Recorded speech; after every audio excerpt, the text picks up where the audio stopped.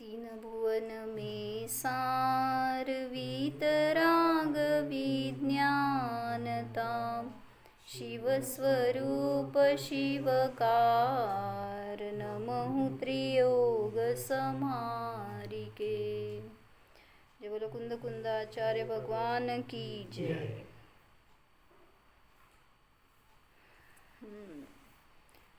कुंद कुंद बालक आणि त्यांचे माता पिता यांचं धर्मचर्चा चालली असं म्हणू आपण, कारण धर्माचं महत्त्वच प्रगट करतायत दोघं पण, एक जण पॉझिटिव्हली एक जण निगेटिव्हली. म्हणजे ते ॲक्च्युली काय म्हणायचं, अन्यथानुपपत्तीला जास्त बलवान हेतू म्हणायचं. म्हणजे माता जेवढं नकार देतीये, जेवढं विरोध करतीये, तेवढं उलटं बेटा अजून प्रवृत्ती करतोय त्याच्यामध्ये. तर त्याचं काव्य नुसतं म्हणू आपण, सलग म्हणतो मा, फक्त त्यामध्ये माता कुठं म्हटली आणि बेटा कुठं म्हटला समजून घ्या. सुखी रहो घर माही बेटा हट तजो मत जाओ वनवासो बेटा हट तजो. बेटा म्हणतोय जागोर वैराग्य माता मोह तजो जाने दो वनवासो बेटा मोह ओ माता मोह तजो हट तजो रे बेटा हट तजो मत जाओ वन माही बेटा हट तजो मोह तजो रे बापू मोह तजो. बन जाऊं मुनि राज पिताजी मोह तजो ऊंचा मंदिर बाग मनोहर करो मोती श्रृंगारो बेटा हट तजो मत जाओ वनवासो बेटा हट तजो. मग बालक म्हणतायत महल मसान और हीरा मोती सब पुद्गल पर जाए पिताजी मोह तजो दो वनवास पिताजी मोह तजो सुख वैभव की रेलम पेल में तू ही एक आधारो बेटा हट तजो मत जाओ वनवासो बेटा हट तजो. यह संसार दावानल सम न्याय कही आधार पिताजी मोह तजो जाने दो वनवास पिताजी मोह तजो. ये यौवन ये रूप संपदा मिले न बारंबार जीवन के सुख भोग भोग क्यों दे रहे विसारो बेटा हट तजो भोग रोग का घर है भोग नरक का द्वार हाड़ मास पर चाम चमक है क्षण में विनशन हारो माता मोह तजो समय खेलने का यह बेटा क्या कुछ कमी दिखाए क्यों वन जावे धरे योग क्यों मोह को व्यर्थ रुलायो बेटा. म्हणा गे ऐकू येईना मला. चिरते भ्रमते बहु दुख पाए, अब यह अवसर आए। आत्मबोध आनंदमय पायो, और न कछु सुहाय। पिताजी मोह तजो, जाने दो वनवास। पिताजी तर असं त्यांचं एकमेकांशी संवाद चालू आहे. त्याच्यामध्ये कोण जिंकणार कोण हारणार डिबेट चल रहा है. जिंकणार तोच. मग कशाला बघायचं तुम्हाला, आता मॅचचं फायनल रिझल्ट माहीत आहे तर. पण त्यांच्या त्या संवादातून आपल्याला बोध मिळतोय. आपल्या पण परिणामांमध्ये तेच विचार आहे, तेच अस्थिरता आहे. पूर्वसूचना सगळी कशी असते हे संपूर्ण झाल्यासारखंच होतंय की त्यांचं सुद्धा. त्यांच्या विचारांवरून आपल्याला पण आपल्या विचारांची स्वच्छता होतीये. आपल्या पण विचारांमध्ये हेच परिणाम आहेत सगळे. आपल्यावर संस्कार करायचे आहेत, दीक्षेचे, वैराग्याचे, निर्मोहतेचे. हेच परिणाम आपण पण घेऊन बसलोय आधीपासून. म्हणून आजपर्यंत न स्वतः दीक्षा घेतली आहे, न दीक्षा घेणाऱ्याला अनुमोदना केली आहे. किती अनुमोदना केली सांग? जेव्हा माताजींनी दीक्षा घेतली, तू काय म्हणली? तू जेव्हा माताजी दीक्षा घ्यायला गेले तेव्हा काय म्हणलीस? बरं झालं म्हणली का कशाला गेली म्हणलीस? बरं झालं म्हणलीस का कशाला गेली म्हणलीस? दोन्ही म्हटले नाही. कसं सहन करणार एवढं मनामध्ये आलं. होय, बर. आता कर अनुमोदना, आता कर अनुमोदना. जे कोण दीक्षा घेणार त्यांना सगळ्यांना माझी अनुमोदना, आणि माझी पण तशी दीक्षा होऊ दे. मी घेऊ का?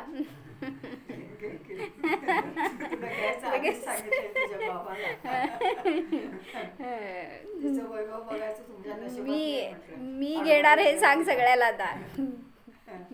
मी घेणार हे सांग आता सगळ्याला. चला, तर सांगितलं की माता समजवतीये, जर विवाह केला तर तुला भरपूर सुख आहे, प्रसन्न राहशील, कोणीतरी तुझ्या सोबत राहणार, असं वगैरे वेगळ्या प्रकाराने तिने समजवण्याचा प्रयत्न केला. त्यावेळीस कुंद बालक काय म्हणाले? विवाह म्हणजे ब्रह्मचर्याचा घातक आहे. काय म्हणलं होतं? अब्रह्माचं काय म्हणलं होतं? अब्रह्म या ब्रह्मचर्य की पराजय की बधाई है. ब्रह्मचर्याच्या पराजयाची बधाई आहे. म्हणून मला त्या विवाहाच्या बधाईचं कोणाकडून मिळवायची शौक नाही आहे. त्याचं मला काय इच्छा नाही आहे. मी तर ते खरं अभिनंदन नाही, त्याच्यामध्ये आनंद नाही. मला एकत्वाची साधना करायची आहे, त्यामुळं मला त्याच्यामध्ये अडकायचं नाही. तर प्रतीती आणि निर्णय सांगितला. निर्णय म्हणजे काय?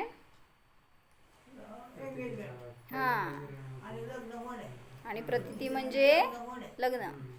आता इथं सांगा, लग्नाचा आज लग्नाचेच दिवस आहे म्हणून सगळं लग्नाचं लक्षात आहे काय? निर्णय म्हणजे काय आणि प्रतीती म्हणजे काय? इथं मोक्ष मार्गामध्ये श्रद्धान, आणि निर्णय म्हणजे ज्ञानामध्ये ज्ञानामध्ये विचार म्हणा, ज्ञानातला निर्णय म्हणा. तर म्हणून त्यांनी सांगितलं, तर जिथं निर्णय आहे तिथं प्रतीती, जिथं निर्णय आहे तिथं प्रतीती असेल पण नसेल पण जिथं प्रतीती आहे तिथं निर्णय नियमाने आहेच, असं सांगितलं ना त्यांनी. म्हणजे भेदज्ञान नाही घ्यायचं. निर्णयाचा अर्थ आपलं शब्द घ्या, ज्ञान असं म्हणा, किंवा वाटचाल आहे म्हणा, तिकडं सन्मुख झालाय, स्वाध्यायातून वगैरे, म्हणजे विचार केलाय आणि सन्मुख झालाय असं म्हणा. अजून निर्णय केलाय की आत्माच माझ्यासाठी सुखाचं स्थान आहे, म्हणजे सदा अनुभूती घ्यायचं राहिलेलं आहे. मग प्रतीती केली तर त्या समयाला निर्णय आणि प्रतीती दोन्ही झालंच, आणि सदैव ती आनंद देणारी असते प्रतीती, हे सांगितलं काल. अजून काय वाचलं होतं?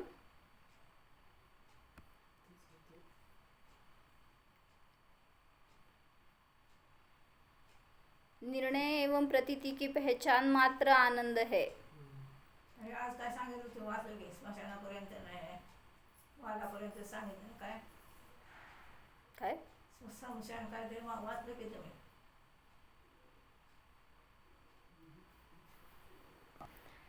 मग त्यांनी सांगितलं होतं की सगाई झाल्यावर अन्य घराचे विकल्प तुटले, होय अन्य वधूचे विकल्प तुटले, अन्य वराचे विकल्प तुटले.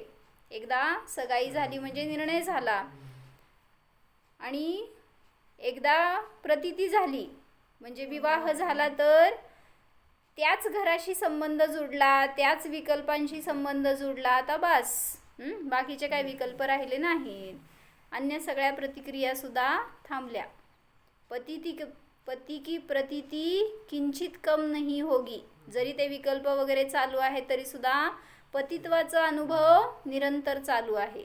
तसं सांगतायत की ज्यांनी एकदा निर्णय केला आत्म्याचा त्याला निरंतर प्रतीती चालू आहे की मी सगळ्यापासून भिन्न जाणणारा आहे, चेतनात्मा आहे. त्याला उदाहरण काय दिलं होतं, कोणी गुमास्ता म्हणजे मालक आहे आणि कोणी नोकर आहे. काय केलं होतं,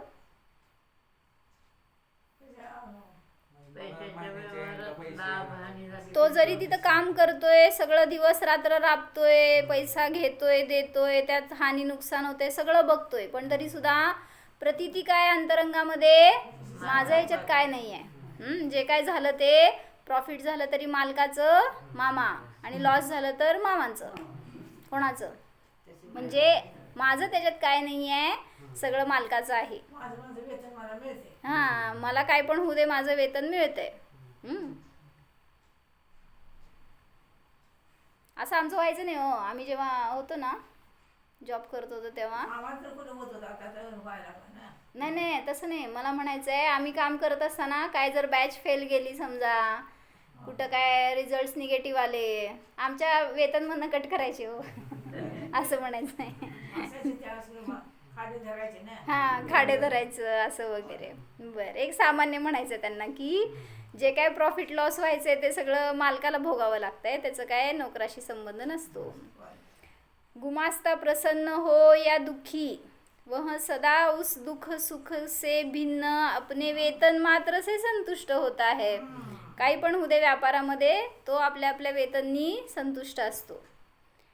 आप्तवचन दुःख झालं दिसलं तरी तो वेतन मिळत असल्यामुळे हां, संतुष्टच असतो. त्याचा ते अनुभव चालू आहे की मला माझा पैसा सुरक्षित आहे, मिळणारच आहे.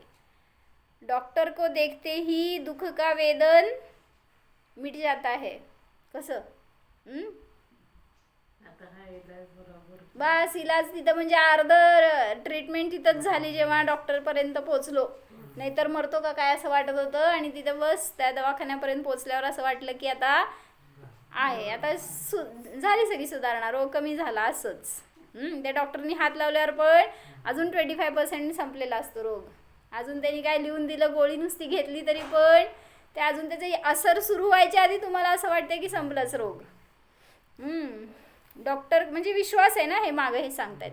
डॉक्टर को देखते ही दुख का वेदन मिट जाता है. राजा की मुस्कान देखते ही या डॉक्टर की मुस्कान देखने मात्र से रोग से छूटने की योग्यता की प्रतीति हो जाती है. म्हणजे बस डॉक्टरनी म्हणूनच गोड बोले म्हणते डॉक्टरना. एक शब्दाने नुसतं म्हणायचं डॉक्टरनी, काय झालं तुम्हाला, काहीच नाही झालं म्हणले, झाला बरं तुम्ही असं म्हटलं की संपलं. मानसिकच असतं सगळं, बरोबर आहे. ते रोग शरीराला कमी, मनाला जास्त असते. म्हणून आता कोणाला असते ना, आता डायबिटीस असते, कोणाला BP असते, तर ते विचारातच जास्त धरून ठेवलेले असतात ना.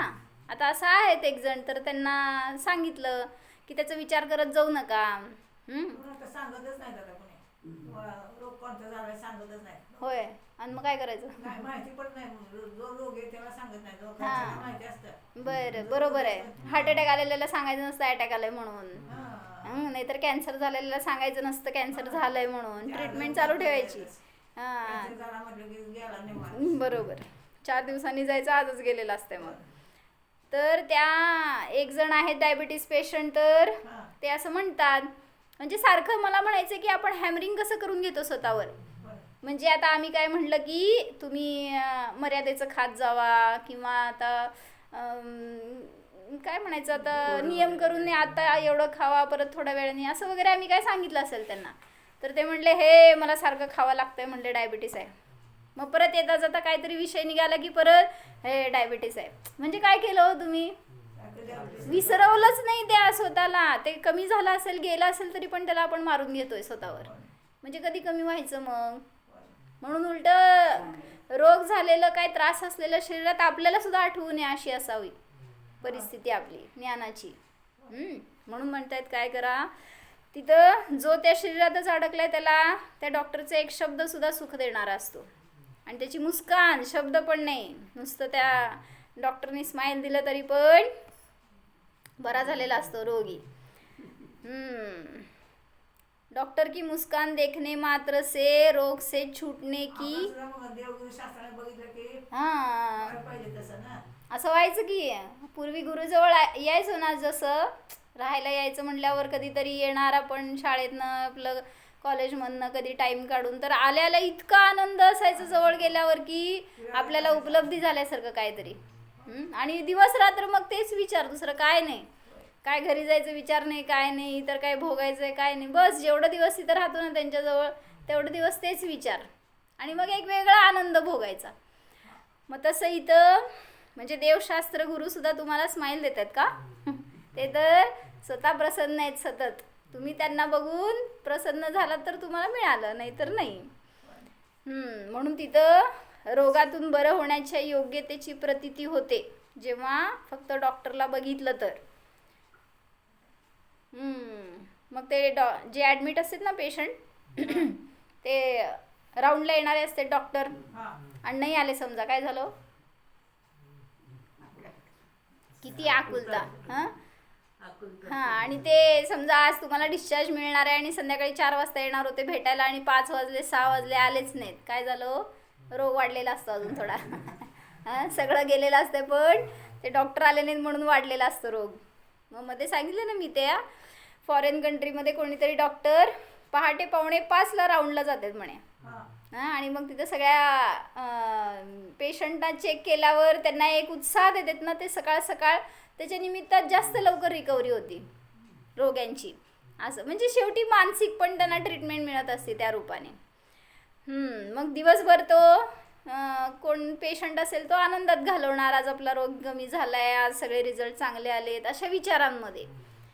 तर त्यामुळं ते डॉक्टरचे सगळे एक एक ट्रिक असतात, टॅक्ट असतात बरं करण्याचे.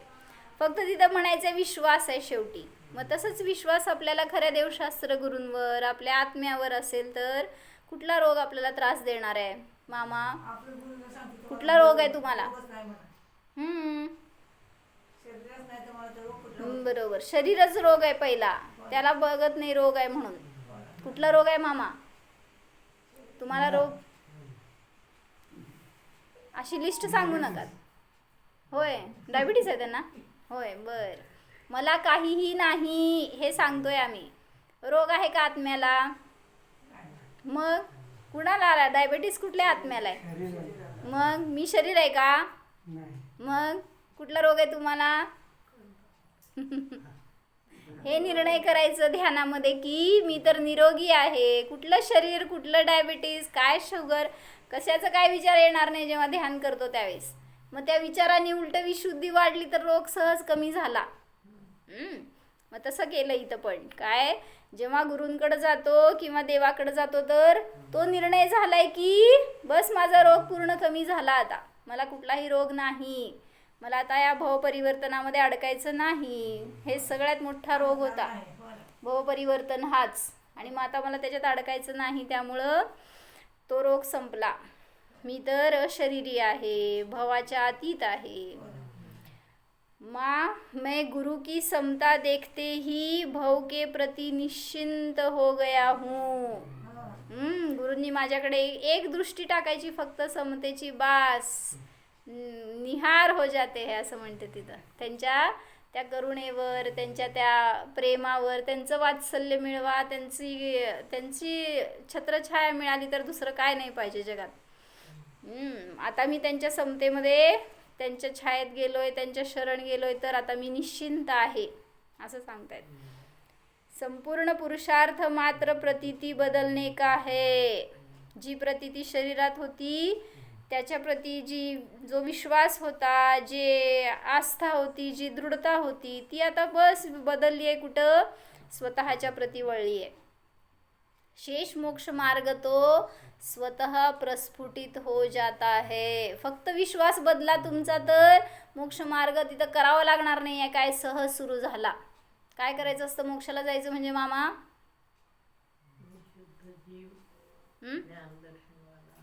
असं घरात बसून म्हणायचं. तशी जाणीव व्हायला पाहिजे, तसा अनुभव व्हायला पाहिजे, तर मोक्ष मार्ग सुरू झाला.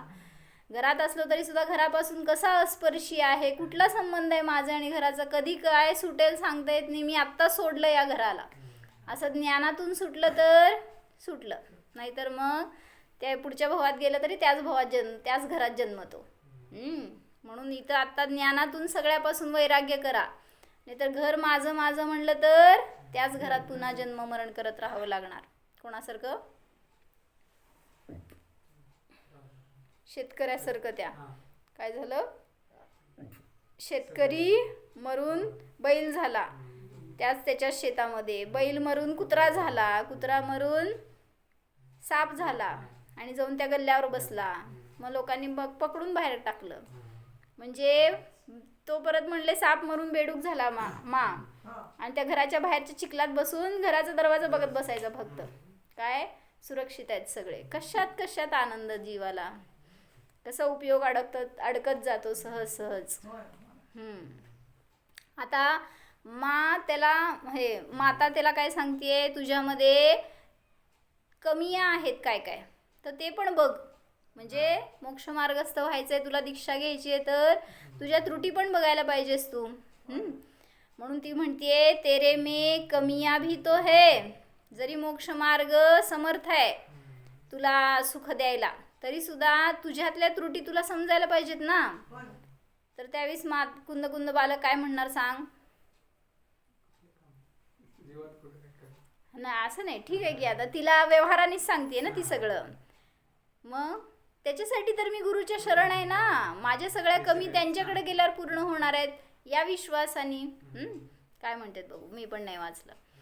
कुंद बालक. परंतु कमी आलोचनीय तो होती है, निंदनीय नाही. म्हणजे माझ्यात जे काही त्रुटी आहेत त्या आलोचना करेन मी जाऊन गुरूंच्या समोर. निंदनीय नाही आहेत. म्हणजे काय कळलं सांग? हे बघ, मला उपास नाही होत, माझ्या शरीरात शक्ती नाही आहे वगैरे काय असेल ते, तर या त्रुटी असतील किंवा काय माझ्याकडनं व्रत संयम नियम नाही होत, केले नाही आहेत समजा, असं काय, किंवा फार उत्तर गुणांचं पालन माझ्याकडनं व्यवस्थित होतंयच असं नाही, हे सगळं त्रुटी आहेत माझ्यामध्ये. मग मी गेलो गुरूंच्या समोर आणि मी आलोचना केली की माझ्याकडं असं शक्ती नाही आहे किंवा मी असमर्थ आहे, तर आलोचनीय आहे पण निंदनीय नाही आहे. कोणी येऊन निंदा करावी किंवा मी त्याच्यापासून म्हणून भ्रष्ट व्हावं असं नाही आहे. म्हणूनच त्याला उत्तर गुण वगैरे म्हणले जातात की जे तुम्ही शक्य असेल ते पालन करा, अन्यथा नाही. कमी आलोचनीय तो होती है, निंदनीय नहीं. पर्यायों में कमी न हो तो जीव सिद्ध ही होता. पर्यायात कमी आहे, ध्रुवात माझ्या काहीही कमी नाही. काय काय म्हणलं? पर्याय कधीच माझी इथं संसार दशेमध्ये असताना पूर्ण होणार नाही आहे. मग जेव्हा सिद्ध दशा प्रगट होणार आहे तिथंच त्या पर्यायाची पूर्णता आहे, त्या गुणांची पर्यायामध्ये अभिव्यक्ती आहे. कमी दूर करना ही तो साधना है बेस्ट. छान सांगितलं. काय साधना कशाला म्हणायचं? मग अभ्यास करताना तुम्ही शाळेमध्ये अभ्यास करतोय, जे काय कमी दूर करायचं तिथं अभ्यास करतोय, मग इथं साधना करतोय म्हणजे काय करतोय? त्याच शक्तीला वाढवतोय, त्या योग्यतेला वाढवतोय आपण. त्यालाच म्हणलंय साधना. कमी दूर करना ही तो साधना है. कमी को छिपाना अपराध है. कमी म्हणजे दोष, त्रुटी. कमी को दूर करना साधना है, कमी को छिपाना अपराध है. म्हणून त्यांनी एक वाक्य काय सांगितलं होतं, पापों को छिपाना कायरता है, होय. पापों को खुलेआम करना निर्लज्जता है, हा. पापों का स्वीकार करना सरलता है, हा. और पापों से छूटना ही मुक्तता है. हा, बरोबर. असं काहीतरी त्यांनी 4 वाक्य सांगितली होती. तसंच आहे इथं पण, जे काय माझ्यामध्ये कमी आहेत, दोष आहेत, पाप आहेत, त्याला दूर करण्यासाठी तर मी इथं साधना करतोय. नाही तर आत्ताच मी स्वतःला सिद्ध समजेन की पर्यायात पण कमी जर मी लपवायला लागलो तर नियमाने तो अपराध आहे. कमियों को छिपाकर प्रसन्न होना दुस्साहस है. काय कळलं? निर्लज्जता म्हणायचं त्याला. कमियों को छिपाकर प्रसन्न होना म्हणजे मी काहीतरी दोष केलेत आणि ते गुरुंना सांगितले नाहीत, लपवले, तर त्यालाच म्हणलं काय? मा. ऐकताय का प्रफुल्लता मा? काय म्हणले? लपवून आपले दोष लपून प्रसन्न राहणं. परत काय करणार? लपून प्रसन्न राहणं, हा, हा. त्याला दुस्साहस म्हणलं. दुस्साहस. कमियों से भिन्न अप्रभावी न्याय को देखना अनुभवना आराधना है. होय. 4 वाक्य सांगा चला परत. कमियों को दूर करना साधना है, कमियों को छिपाना अपराध है, त्याला उसको छुपा कर प्रसन्न रहना दुस्साहस है, और कमियों से अप्रभावी अनुभवना आराधना है. सांग 4 वाक्य. आणि मगाचे सरळता वगैरे काय सांगितलं ते 4 काल लिहून काढलं ते. पापों को छिपाना निर्लज्जता नहीं, पापों को छिपाना कायरता है, काय आहे? हा. पापों को खुलेआम करना निर्लज्जता है, हा. पापों का स्वीकार करना सरलता है, हा. और पापों से छूटना ही मोक्ष आहे. बरोबर, मोक्ष है, मुक्तता है. हा, ऐसा बरोबर. मी काय सांगत होते आता? सांगा 4 वाक्य कमींचं काय सांगितलं मावशी? कमी को छुपाना कायरता है बर.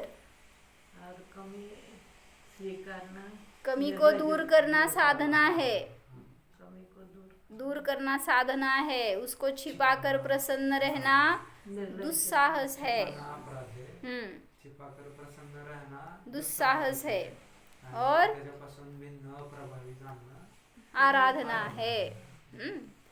माँ मुझे निगोद नहीं जाना है. म्हणा एकदा. माँ मुझे निगोद नहीं जाना है. आपल्या समोर चिनवाणी माँ आहे तर तिला सांगतोय आपण मला निगोदात आता परत जायचं. मामा कुठे आहे निगोद? तुमच्या घराच्या खाली आहे का सगळीकडंच आहे. मामा? तुमच्या घराखाली निगोद आहे का? निगोद कुठं आहे? निगोद कुठं आहे विचारतात. निगोद कुठं आहे? हा. काय ऍड्रेस नाही आहे माझ्याकडे म्हणा की. ऍड्रेस नाही आहे, देऊ का? त्याच्यावर नरकाच्या खाली आहे. आपल्या घराच्या खाली आहे का विचारलं? तुमच्या घराच्या खाली आहे का? सगळीकडंच आहेच. आहे. हा, म्हणून घर घर केलो तर तिथंच जन्मणार खाली जाऊन. हा, सगळीकडे निगोदी. सगळी निगोदी जीव त्या घरात पण आहेत. सगळीकडे सर्वत्र आहेत. हा. त्याच्यावर एक काव्य पण म्हणजे भजन म्हटलेलं आहे. मैं निगोद मैं नहीं जाऊंगा. मैं निगोद कभी जाऊंगा नहीं. और सम्यक तो पाया है उसे खोऊंगा. हाँ, उस सम्यक्त्व जो पाया है गवाऊंगा नहीं. उद्या प्रज्वल म्हणणार आहे. चला 2 मिनिटातच आहे. 2-3 तर काय सांगितलं?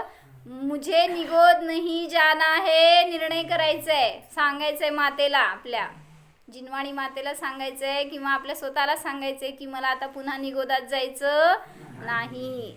मेरे में उम्र, अनुभव, क्षयोपशम जैसी अनंतो कमियां होंगी, परंतु मेरी लगन सच्ची है. बेस्ट.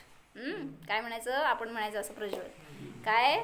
माझ्यामध्ये भलेही अनुभव कमी आहे, क्षयोपशम कमी आहे, त्रुटी आहेत काही शरीरामध्ये, मी शर्यत फार उतरलं नाही आहे, तरी सुद्धा एक भेद ज्ञान सुरू झालं तर बास, दुसरं काय ते सगळं पूर्ण होणार आहे. त्याचं भय नको.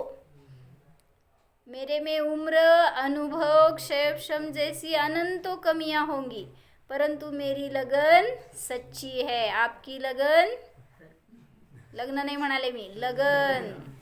काय मामा?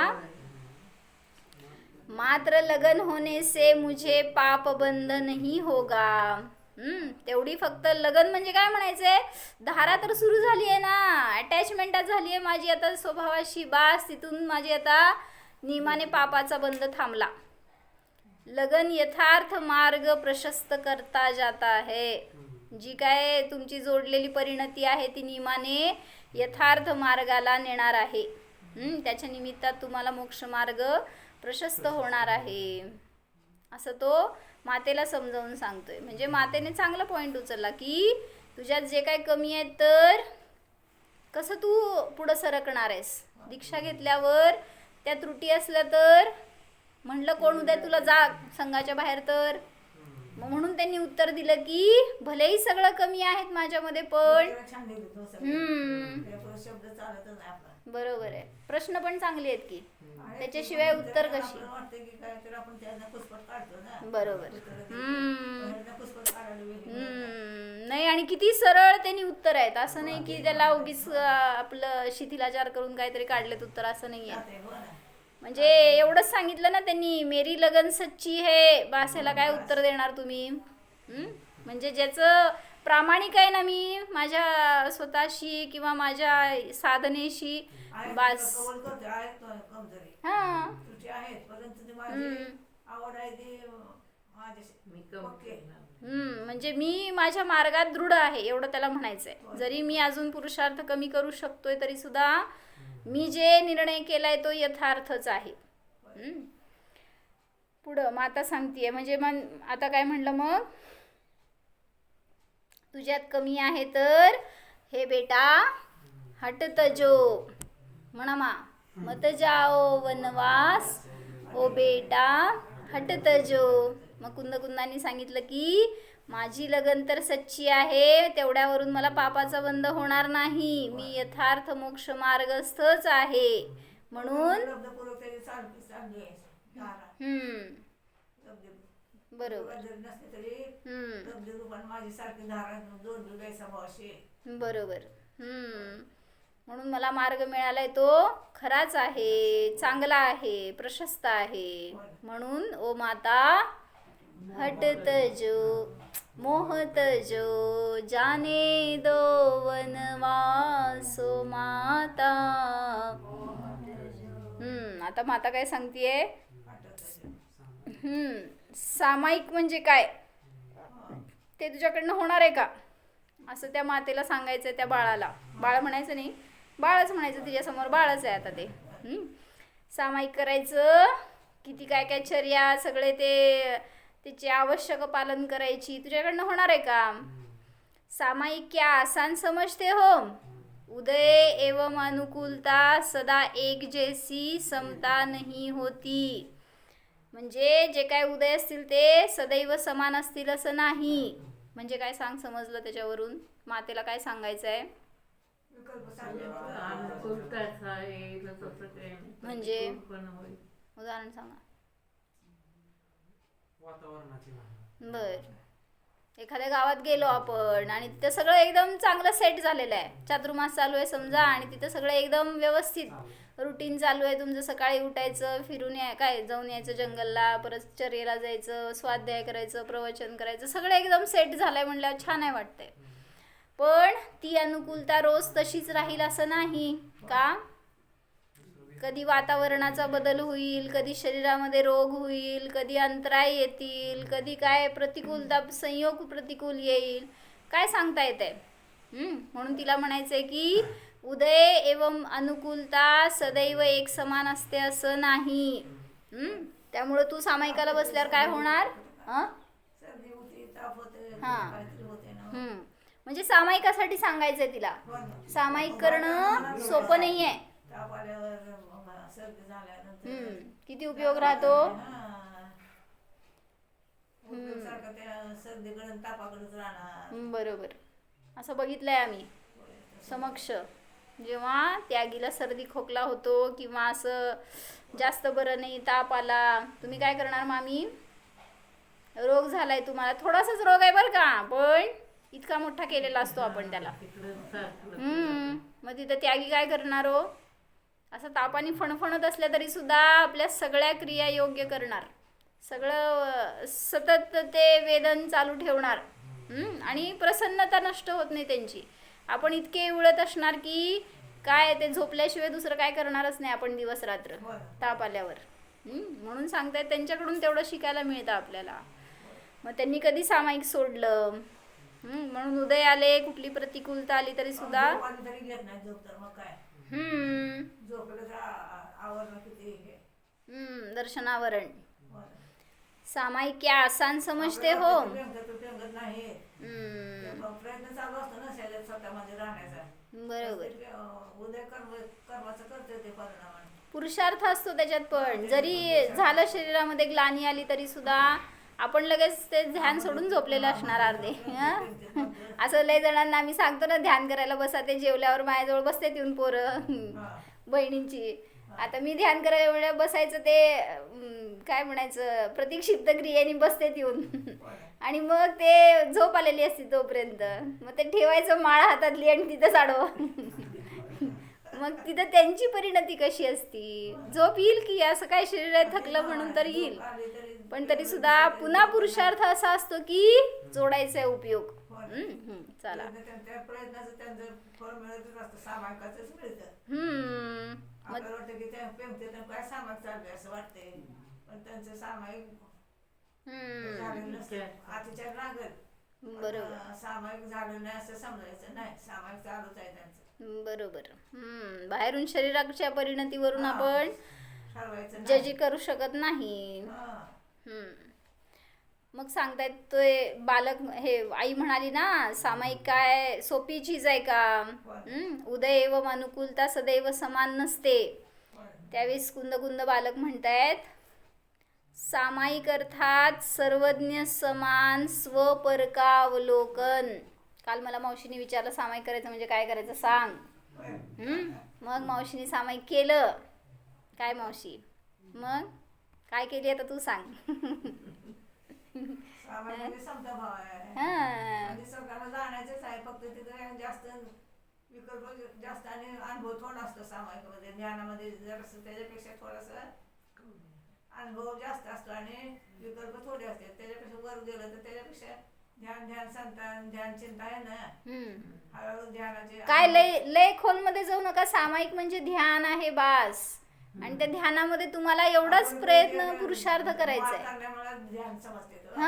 तेच ती मला विचारली की ध्यान करतो मग काय वेगळं झालं म्हणली सामायिक आणि ध्यान. म्हटलं ध्यानच आहे ते, दुसरं काय करायचं नाही आहे. लोकांना तेच वाटतंय ना काहीतरी सामायिक करायचं म्हणजे लय मोठं.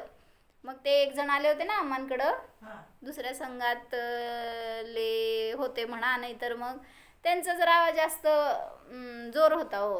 अन्य संघातले गुरूंकडे ते कुठं गेले होते आणि तिथलं ते चर्या बघून त्यांचं सगळं फॉलो करत होते ते जे इथं आले होते. मग त्यांनी विचारलं काय करता तुम्ही सामायिक म्हणजे? मग आम्ही सांगितलं जेवढं जास्त पुरुषार्थ करायचं जाणण्याचा तेच त्यालाच सामायिक म्हणलं, तेच ध्यान आहे, स्वतःचं वेदन आहे. तर आम्ही त्यांना विचारलं, ते म्हणले कंपल्सरी 1 तास आम्हाला बसायला लागतंय बरं का. भाषा बघाणी किंवा त्यांचे विचार बघायचं काय होते ते. म्हणजे मला तेव्हा कळालं की लोक सामायिक म्हणजे काय करतात. आम्हाला काय बाहेरचं माहीतच नाही ना असलं काय कोण काय करतात ते.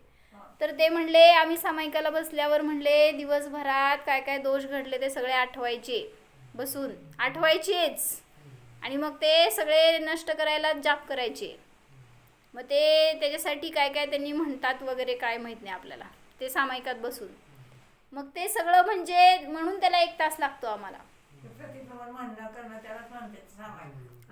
काय म्हणलं सामायिकाचं जे उद्देश आहे तेच राहिला बाजूला.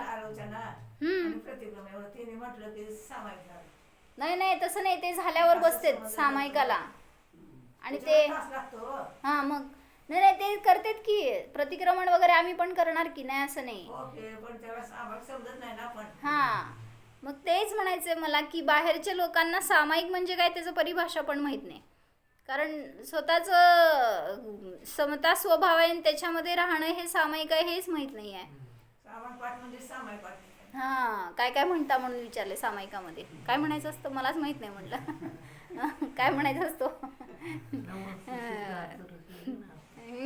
काय म्हणायचं म्हणजे सामायिक नाही आहे ते हे सांगायचं आहे मला. बरं चला, तर त्यांनी सांगितलं चांगलं सामायिक पाठ. सामायिक म्हणजे स्वपरभेद विज्ञान, स्वचं अवलोकन, ह्यालाच म्हणलं सामायिक. जाऊ दे ते सामायिक शब्द पण तुम्हाला अवघड वाटत असेल तर ध्यान, स्वतःचा जाणणं, यालाच सामायिक म्हणायचं. मग ते सतत सामायिक चालू असतं तरी चालतंय. समता स्वभावामध्ये राहणं हेच सामायिक आहे. वस्तु स्वयं सिद्ध है, अतः निर्विकल्प हो गए. कुछ करने बदलने का भाव नहीं रहा. तीन काल की पर्याय की तत्समय की योग्यता खचित होने से मेरे को कोई विकल्प ही शेष नहीं रहा. म्हणजे ती म्हणतीये ना माता की अनुकूलता प्रतिकूलता काहीही असेल, उदय कसेही असतील, तर तू कसं स्थिर राहणार. त्यावेळेस त्यांनी सांगितलं की प्रत्येक पर्याय क्रमनियत आहे, जशी येणार तशी योग्यता त्याची खचित आहे. एक एक समयानंतर येणाऱ्या त्या पर्याय ऑलरेडी अरेंज्ड आहेत, त्याच्यामध्ये मला काय बदल करायचं नाही आहे किंवा क्रमनियत निश्चित आहेत असं म्हणा. तर मला त्याचं काही विकल्प नाहीच. म्हणजे मला काय करायचंय, बदलायचंय, कसं सुरक्षा करायची आहे स्वतःची, काहीच नाही. जे होणार आहे ते त्या समयाला प्रतिकूलता आली तर काय करू, येणार तर येणारच आहे, मला त्याच्यामध्ये बदल करायचा नाही. मैं जब मात्र ज्ञाता मात्र हूँ तब खेद के लिए कोई स्थान ही नहीं रहा.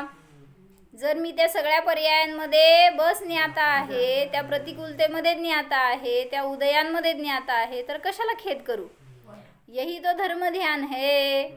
तत्वज्ञान अर्थात खेद रहित ज्ञान, आनंद. अध्ययन से सिद्धांत सिद्धि में किसी अन्य को अन्य से पृथक करता सा भासता है, परंतु प्रयोजन सिद्धि के समय मैं सबसे पृथक भासता हूँ. काय म्हणलं, जेव्हा शिकतोय त्यावेळी सांगितलं तुम्हाला काय धर्म आकाशकाल जीव पुद्गल सगळे तुमच्यापासून भिन्न आहेत, हे सगळं शब्दात झालं. पण जेव्हा अनुभव करतोय त्यावेळीस कोणाला पृथक करावं लागत नाही, तर स्वतः त्यापासून पृथक भासित होतो. मग हीच प्रयोजन आहे आपलं, त्याचीच सिद्धी करायची आहे. म्हणून ह्यालाच म्हणलं सामायिक. काय, कोणाला वेगळं करत बसू नका.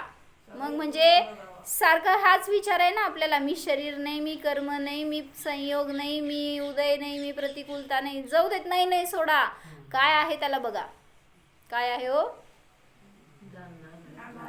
जाणणार आहे. मामा काय आहे तुम्ही, जाणणार सांगितलं की त्यांनी. तुम्ही काय आहे, चेतन मात्र आहे. सांग काय आहेस, शांत आहे. काय आहेस, सांग की सांग, कोण आहेस. जीव आहे. अजून अनादि अनंत आहे. ते पण सगळं निगेटिव्ह झालं. पॉझिटिव्ह सांगायचं. मी काय आहे, जाणणारा आहे. त्यांनी सांगितलं. तू सांग, मी चेतनमय आहे, मी आनंदमय आहे. आहेची प्रतीती करा ना. आहे हे समजलं, अस्तित्ववान आहे. मी असं काय काल्पनिक पदार्थ नाही आहे. माझं अस्तित्व माझ्यामध्ये आहेच. त्याला जाणणं, यालाच सामायिक म्हणतात असं सांगितलंय. अजून काय घेतलंय ते,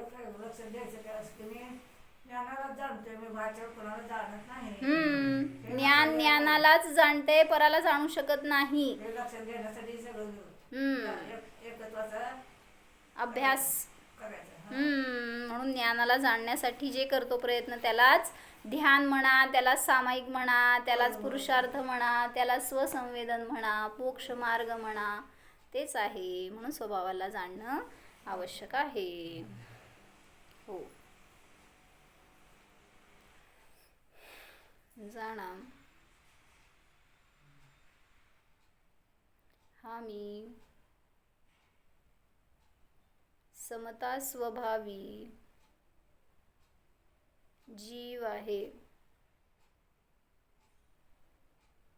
स्वतःला जीव पहा, शरीर रहित पहा. कर्मांच्या उदयापासून भिन्न पहा, मीला पहा. कोण आहे मी? शब्दांना जाणणारा, ऐकणारा नाही, जाणणारा मी आहे. शब्द तर ज्ञेय आहेत, भिन्न आहेत. मी आत्मा न्यायक आहे, जाणतो आहे.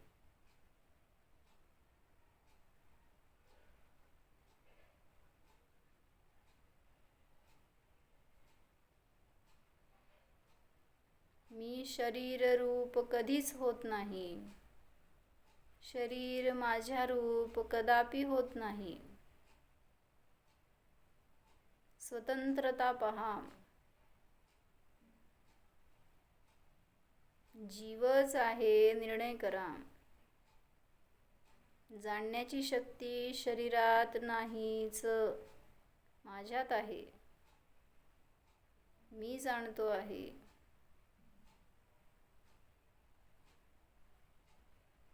चेतनमय आहे, जाणीव करा. आहे, आहेच. ओ